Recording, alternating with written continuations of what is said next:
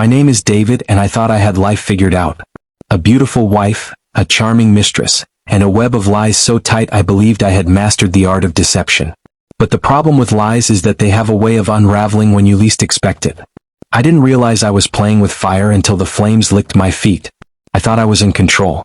I thought I could juggle both women, telling them what they wanted to hear while keeping them in separate corners of my life. But the day my wife Angela and my mistress Cynthia crossed paths was the day my world came crashing down. Angela had been my wife for 5 years. She was kind, loyal, and dedicated to our marriage. She believed in me even when I didn't deserve it.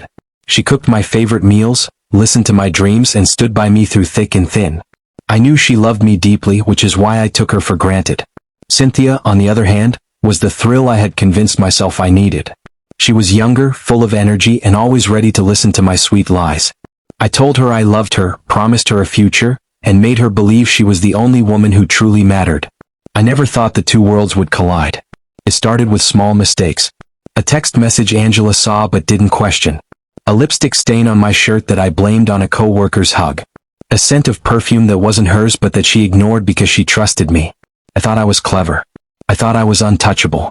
Until Cynthia grew impatient. She wanted more than stolen weekends and hidden dates. She wanted commitment, a future, a promise that wasn't empty. And when she didn't get what she wanted, she decided to take matters into her own hands. At first it was subtle. Cynthia started hinting that she wanted to meet my family. She asked when I planned to leave Angela. I laughed it off, telling her to be patient.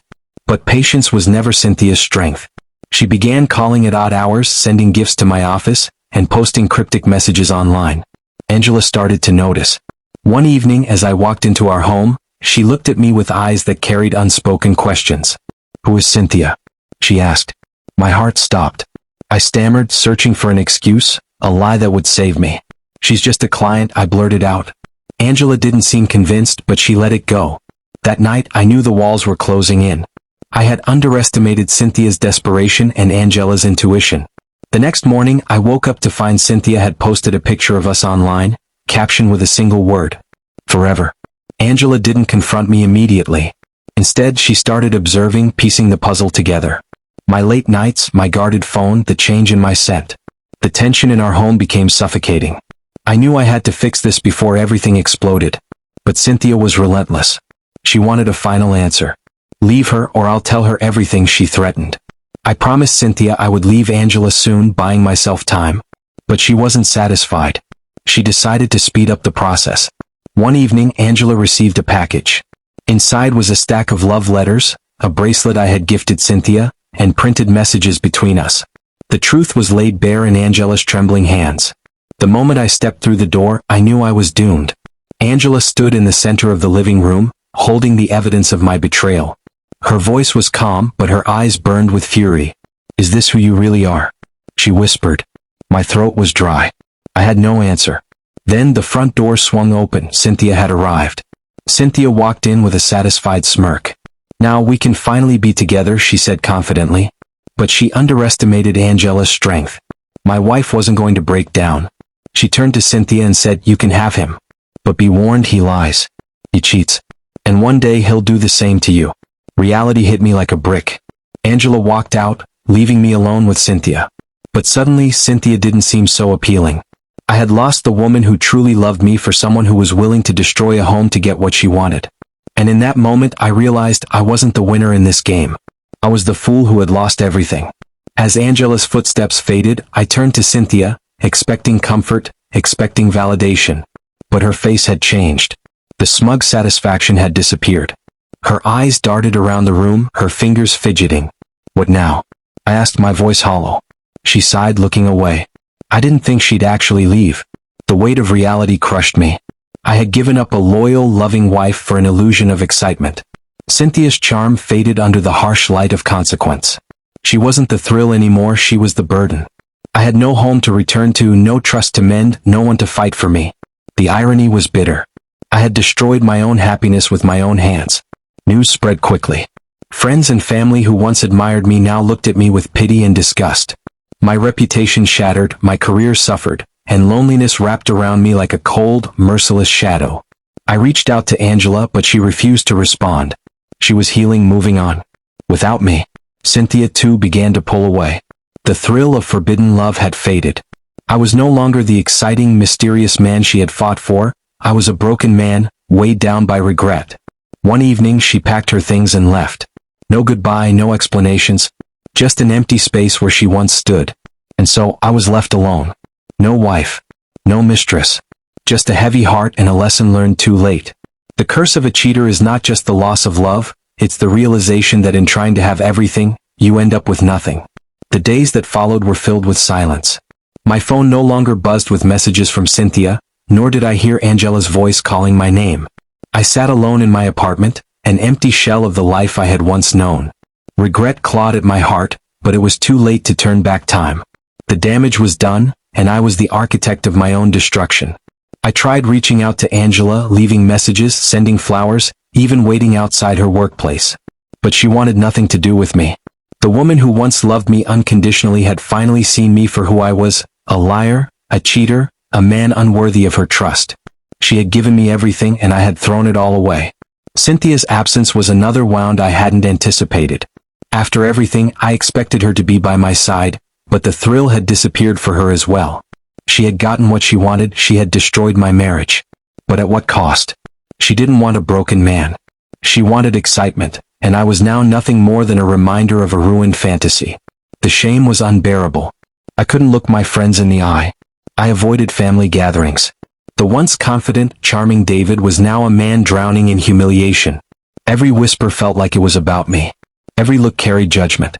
My career suffered, my friendships crumbled, and my once perfect world had turned into a nightmare of my own making. One evening, I sat alone in my apartment, staring at the walls. I had lost everything. My mind wandered back to the nights when Angela had waited up for me worried while I was out with Cynthia.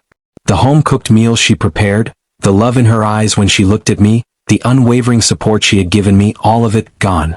For the first time, I allowed myself to cry. The weight of my actions crashed down on me and I sobbed like a child. I wanted to turn back time to undo the choices that had led me here. But life doesn't give second chances so easily. I had made my bed and now I had to lie in it. Desperation took hold of me. I called Angela one last time, hoping, praying that she would answer. The phone rang and my heart pounded in my chest. Just as I was about to give up, she picked up. "What do you want, David?" Her voice was cold, distant. I swallowed the lump in my throat. "Angela, I'm sorry. I made a mistake. Please just give me a chance to fix this." She sighed heavily. "David, you didn't make a mistake. You made a choice." Repeatedly. "You knew what you were doing and you did it anyway. Now you have to live with the consequences." Her words hit me like a punch to the gut. She was right.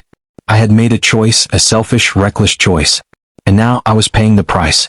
Angela had moved on. She wasn't the same woman who once believed in me. She had found strength in my betrayal, and she was determined to build a life without me. I hope you learn from this, David. But I can't be part of your redemption story. Goodbye. The call ended, and with it, the last thread of hope I had been clinging to. I stared at my phone, numb. Angela was gone. For good. And Cynthia. She had disappeared as well, leaving me to pick up the shattered pieces of my life alone. The realization was suffocating. I had lost the two women I had juggled so carelessly. But in truth, I had lost much more than that. I had lost myself. The days turned into weeks, and the loneliness became unbearable. I tried to drown my sorrows in alcohol, but no amount of liquor could wash away the guilt. I had destroyed my marriage for a fleeting thrill. I had betrayed a woman who had given me her heart. And now I was left with nothing but regret. One day I passed by a park where Angela and I used to sit and talk for hours. Memories flooded my mind, her laughter, her gentle touch, the way she looked at me with pure love. I had taken it all for granted, believing she would always be there. But love isn't something to be played with. It's a gift and I had thrown mine away. That night I made a decision. I couldn't change the past, but I could learn from it. I needed to become a better man, not for Angela, not for Cynthia, but for myself. My betrayal had cost me everything, but maybe, just maybe, I could rebuild my life with the lessons I had learned. The road to redemption wouldn't be easy. People wouldn't forget what I had done. But I was willing to try. I had to try. Because if there was one thing I had finally realized, it was that cheating doesn't just hurt others, it destroys the very foundation of who you are. And I had already lost enough. As I stood in front of the mirror, looking at the broken man staring back at me, I whispered to myself, never again. I had learned my lesson the hard way. And I would spend the rest of my life making sure I never made the same mistake again. The following months were the hardest of my life. Every morning, I woke up to silence, no good morning texts, no warm embrace, no one waiting for me at home. I went to work, did my job, and came back to an empty apartment. The loneliness was suffocating, but I knew I had to endure it. This was the price of my betrayal. I stopped drinking and started focusing on self-improvement. I attended therapy, hoping to understand why I had destroyed the best thing in my life. The sessions were painful. My therapist forced me to face the truth. I had been selfish, chasing validation instead of valuing what I had. I had taken Angela's love for granted, believing she would always be there no matter how many times I betrayed her trust. At first, I resisted. I wanted to believe I wasn't a bad person, that I had just made mistakes. But the truth was unavoidable. I had been reckless. I had hurt two women, one who loved me and one who never truly did. And now I was left with nothing but regret. One day I saw Angela at a cafe. She looked different, happier, freer. She was with her friends, laughing, living her life without me. My heart ached, but I knew I had no right to interrupt her peace. I had lost her and she had moved on. I left without saying a word. I focused on work, on rebuilding my reputation. I mended broken friendships and apologized to those I had hurt along the way. It wasn't easy. Some forgave me, others didn't. But I understood trust, once broken, is not easily repaired. Cynthia, on the other hand, had disappeared completely. I heard rumors that she had moved on to another man, someone wealthier, more exciting. I wasn't surprised. What we had was never love, it was deception wrapped in lust.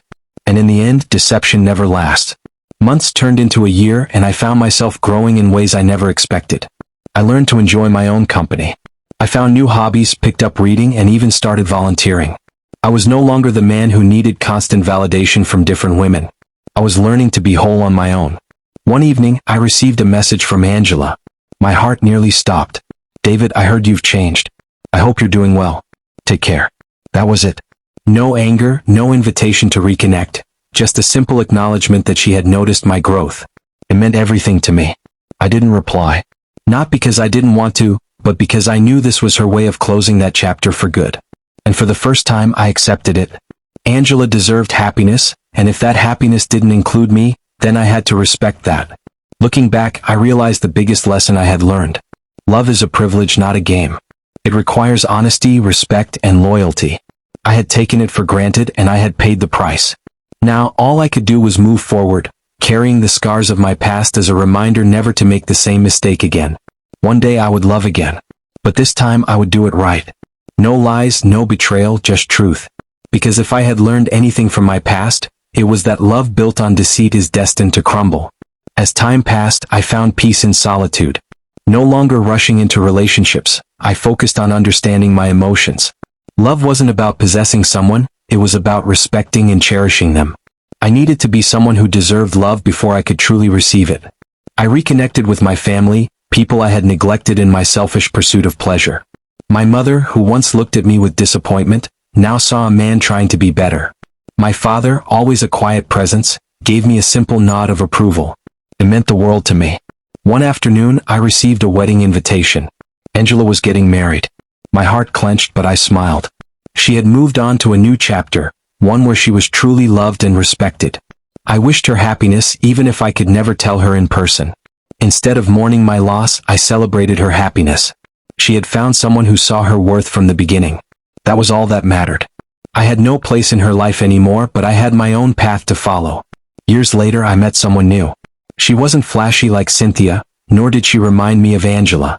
She was kind, patient, and saw me for who I had become, not who I used to be. I told her everything, my past, my regrets, my growth. She didn't judge me. She simply said, "We all have a past, but it's who you choose to be now that matters." This time I took things slow.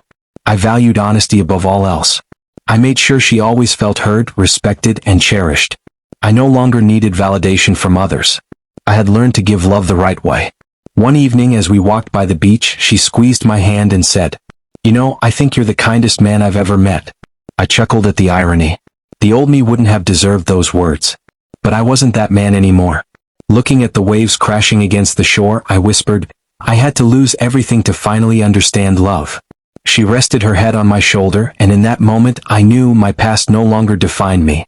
I had broken the curse of deceit, and for the first time in my life I was truly free. And so, my story ended not in despair but in redemption. Love had taught me a harsh lesson, but it had also given me a second chance. This time I wouldn't waste it. If you enjoyed this story, don't forget to subscribe to Storytime with African Tales for more captivating stories.